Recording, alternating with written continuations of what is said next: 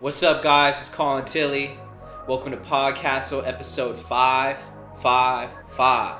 This has been a really fun thing for me, super enjoyable. I love breaking down these videos, and I hope that I'm really giving you guys some insight. So today, I'm going to talk about a somewhat newer video, but I love this video because of the experience and because of the travels and everything that went into making this video. And I think it'll bring up a lot of really cool stories and techniques and just approach with one of my favorite collaborators right now, J Balvin. This is off the album Oasis, which is J Balvin and Bad Bunny. I did all of the tracks off this album, and Cinematography and VFX was my favorite. We shot this video in Mykonos, Greece. Because of J Balvin and Bad Bunny's schedule at the time, I basically had to fly with my team to all these different places around the world to go shoot these videos with them. And this is just when I had started to work with J Balvin, so I kind of just was accepting the challenge and going for it. And to be able to travel the world at the same time, I organized a really lean, mean working machine crew, and we all flew out there and hired a local team from Athens, Greece, to help us put everything together on Mykonos. So when you think of Mykonos, you think of this beautiful beachside, oceanside town that's all white and just very beautiful, and you see all the tourist photos of it. And because this song was so hard, this was definitely one of the hardest tracks I'd heard from J Balvin. And I wanted to do something that really was totally different than I've ever seen in the reggaeton culture and music and videos and everything combined, and just really throw a crazy left field spin on this. So I was inspired by punk rock. I was inspired by like Bay Area hip hop. I was inspired by J Balvin and Bad Bunny and how different and eclectic they are and how they're so willing to step outside the box. So I put together this treatment that basically was the complete opposite of what you see Mykonos as. I wanted to really highlight these beautiful all-white buildings, but bring in elements that were gonna completely be a juxtaposition of what they are and what you're used to. So one of the things is when I was in the middle of prep, I kept on getting these FaceTimes from J Balvin, and he was just sending me random ideas. And one of my favorite things that he sent me that really kind of got me going off on another tip was he sent me a mask with a cutout where you could see his gold grills. And he was like, yo, I want to be rapping like this in the video. Like, I think this would be fucking tight. And I'm like, whoa, that's sick. So then I was like, okay, let me get all these characters, let me mask them up. We'll really create some unique costumes that we can incorporate throughout this piece and really then push the levels from there. And that's what we set out to do. Me and the team flew out there. We had about a week to be able to prep and location scout and really plan out how we were going to accomplish this video. It was really mind-blowing to see all the architecture out there and how empty the city actually was. You just have to plan things out to where it's not in the middle of tourist time. The thing that worked to our advantage is actually everybody that does the tourism thing in Mykonos is actually after hours, so it's usually at night. So I had to plan out all the shots in the middle of the day in places that we would avoid foot traffic and too much people trying to interrupt our shoot. My thought process behind this was, let's strip down this whole entire thing. Let's take out any toys that we would usually have, cranes, whatever it is, and let's go literally tripod. Shoot this whole entire piece on tripod and make the aesthetic extremely all about the perfect photography. This is all about the perfect frames, the composition within the frame, and how you create movement within it.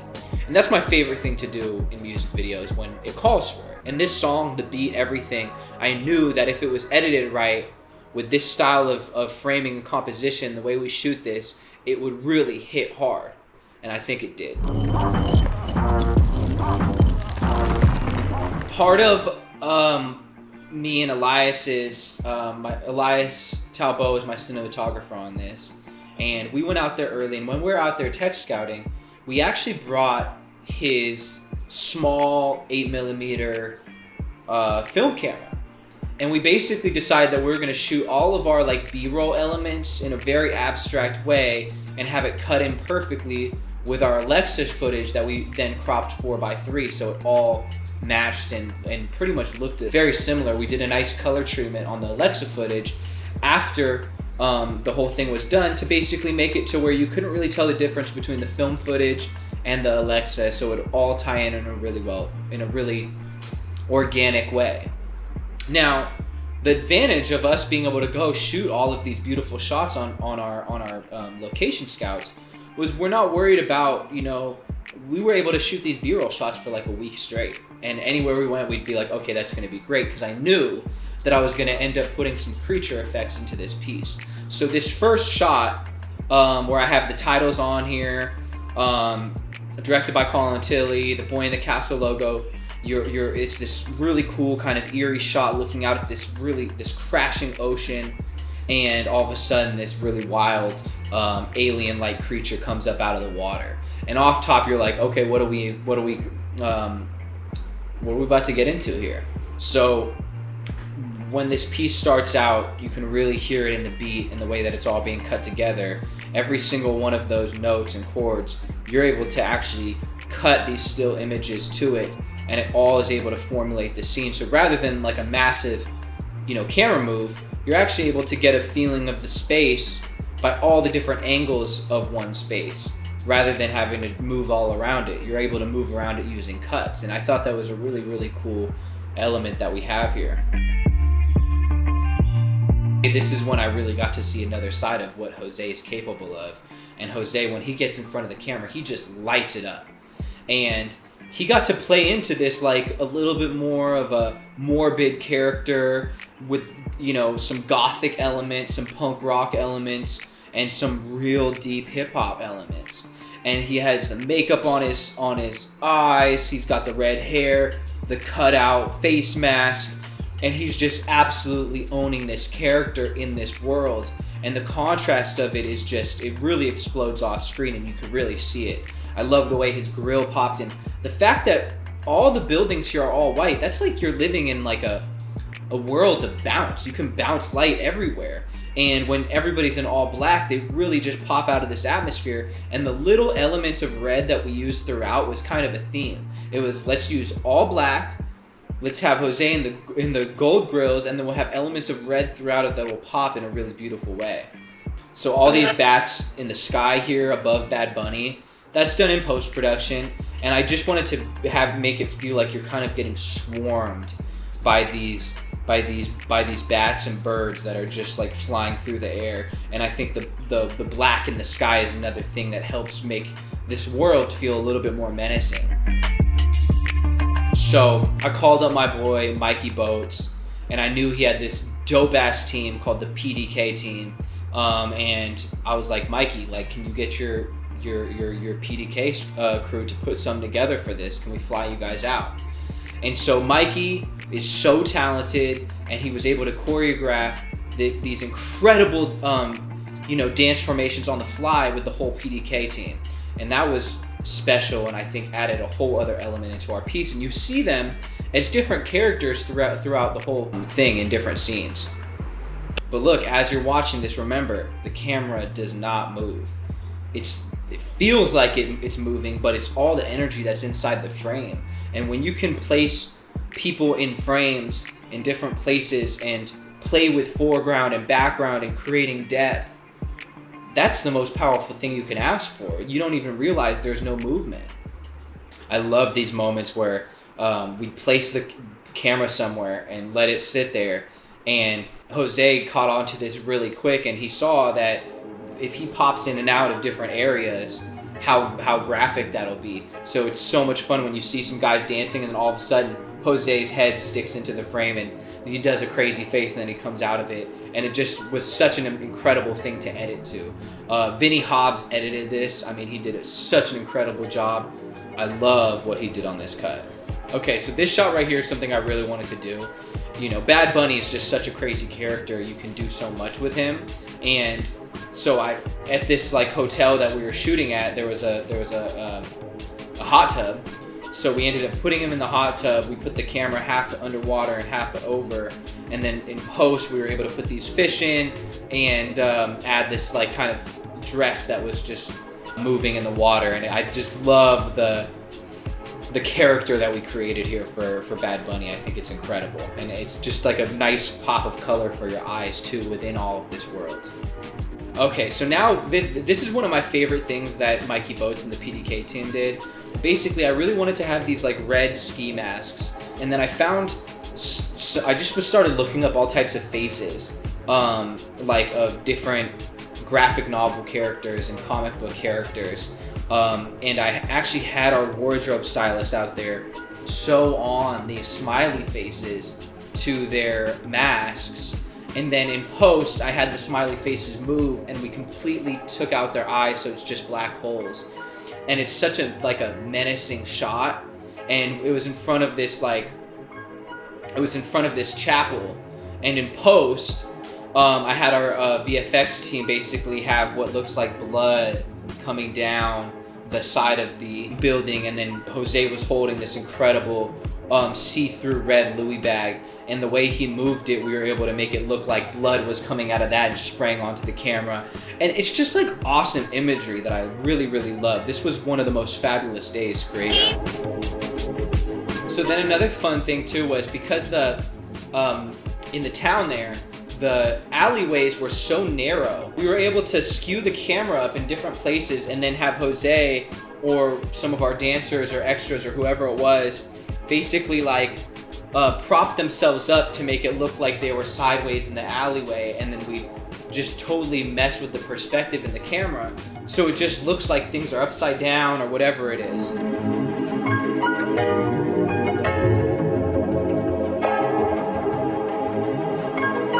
Okay, so boom. This shot right here was special because we were chasing the sun all day. We shot this whole video in one day. And so we were basically running. We had a road map of Mykonos, Greece, and we knew where we had to end, and we had to end at this location. And I found this incredible, like, kind of fisherman's cave. And I was like, oh my gosh, if we have Jose hanging from here, that would be amazing. And if we do it right at sunset, he'll be backlit. We'll have our dancers dancing under here. And like, we barely made it. Like literally, you can see the sun is just going behind the mountain in the shot. But we had to basically get a massive crane to go on top of the cave. And we had Jose hanging 20 feet off the ground, upside down, by kind of like a bootleg rig, honestly. It wasn't like a professional like stunt team that we have in Los Angeles. We just had to do it right, and Jose did it. The first time he went up, I remember all the blood went to his head, and he was like, yo, let me down real quick, because it just was like way too much. We brought him up too fast because we're dealing with like a construction crane that guys are working above. They're not like easing into it. He just like launched up, but then he made it through. He did this take like 3 times, and he did it for the love of the art. He did it, he got down, he's like, put a coach on my G. Like, it was just the classic Jose moment, and it was so special. But then, yeah, as you can see in post, we basically removed the wiring and the stunt rig that we had on him. We also removed a couple other things that were in the shot and added fire to this boat to make it on fire. You'll never realize this, but because, again, we locked off the frame, I had the dancers dancing underneath the cave by themselves. Then I took them out, and then we hung up Jose. And so you could have Jose up there by himself, or with the dancers, or just the dancers by themselves, or with all of them together and comp them together. And it worked out really well because we could do some really trippy stuff with the edit.